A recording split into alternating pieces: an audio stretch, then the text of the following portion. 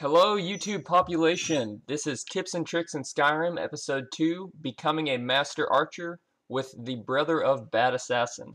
Today I'm going to be showing you how to be a great archer. I'm going to show you the different tricks and what perks to use, what equipment to wear, and strategies, as well as a really annoying glitch that Bethesda has yet to fix, and a possible solution for it if you're on PC. Alright guys, so what we're going to start out with is just basic archery.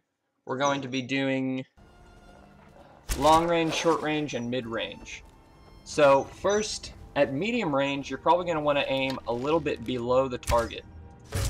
Short to medium range is going to be about the same. Notice how I aimed kind of at the feet of that deer. That's going to be your typical strategy at short range. And when you're hunting, you always want to be sneaking, obviously, because you'll get the critical hit. Now notice this wolf is going to charge me, because I missed right there. When you get charged by an animal, you always want to aim below it, because if you don't, you're going to shoot over its head. Alright, so that's just basic hunting. It's pretty self-explanatory. Now the problem with hunting, however, is that long-range shots, you can be really frustrated by this bug that I'm about to tell you about. It's what I like to call the spectral arrows bug. If you are firing at a target that is very far away, and sometimes not even that far away, you'll notice this a lot with mammoths and deer. Sometimes the arrows will just pass right through them. You'll have gotten the kill shot, but it won't have done anything. And you'll notice this right now. I'm firing at this deer right here, and if you look really closely, and hopefully you have this video in a high definition setting, you can see little puffs of dust appearing behind the deer. The deer is making no motion, and it doesn't even notice the arrow, and it should be dead because these arrows are passing directly through it. If you don't believe me, try this on a pack of mammoths from long range. You won't be able to hit it. Next, I'm going to be talking about leading the target. It's pretty self-explanatory. If an animal or creature is running sideways, don't shoot directly at it, shoot in front of it. Just like this. Notice how I aimed in front of the deer and you get the kill shot. Alright, so now I'm going to use the archery targets at Joravaskr to show you exactly how you should be shooting at different ranges. At short range, obviously, aim below the target, as I've said before. Medium range, you're still going to want to aim below the target because the arrow tends to rise from the point that you let go. Notice I'm really far away, I'm still aiming below the target, and that's going to be a bullseye. However, at very long ranges, you're going to want to aim well above the target. This is going to be a little bit longer. See that little flask of wine up there?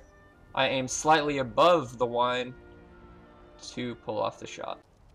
That's a longer shot, and the wine is at a higher elevation, so you'll need to aim higher. This is strafing. Strafing is kind of hard to do in Skyrim because as you walk sideways, the trajectory of the arrow also moves sideways.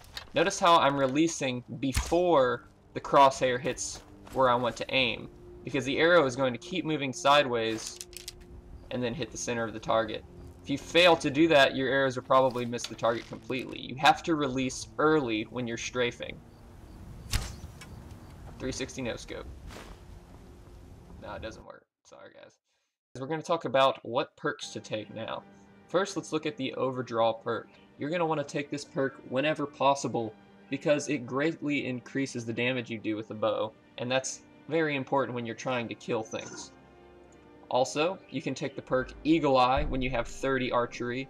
This perk is very good. It allows you to zoom in and take long shots much easier. And after you get that perk, you can take the steady hand perk, which will slow time as you hold down the block button when you're in fire mode. The only problem with steady hand is if you take 2 perks in steady hand, you may not like how much it slows down. It may be a little too much for you. Power shot is a great perk for taking out enemies that are charging at you.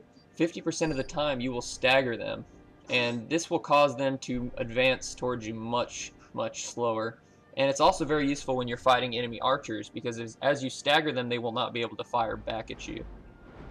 Next, I have the quick shot perk. If you have the quick shot perk, you can draw a bow 30% faster. Now that doesn't sound fast, but it really is, as I'll show you later. 30% is a big difference. It requires level 70 archery to take, so it might take a while to get that. The critical shot perk, it's alright. I wouldn't spend too many points in it, because you're not going to be worrying about critical hits with the bow. Hunter's Discipline is okay, but you don't really need that perk unless you are trying to get the Ranger perk, which will allow you to move faster when you have a bow drawn. Now the Ranger comes with positives and negatives.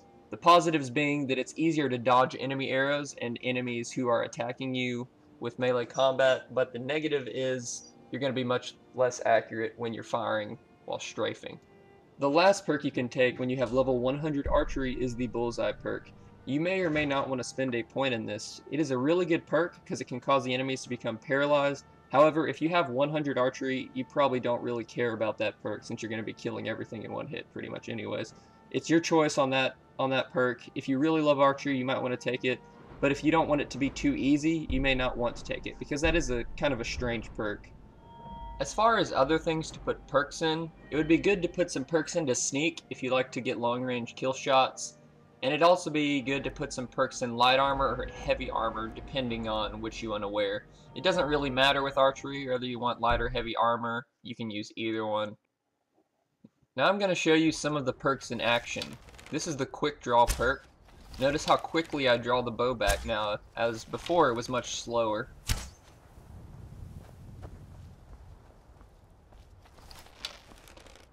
Now when you're firing in third person, instead of aiming below the target, you need to aim slightly above the target.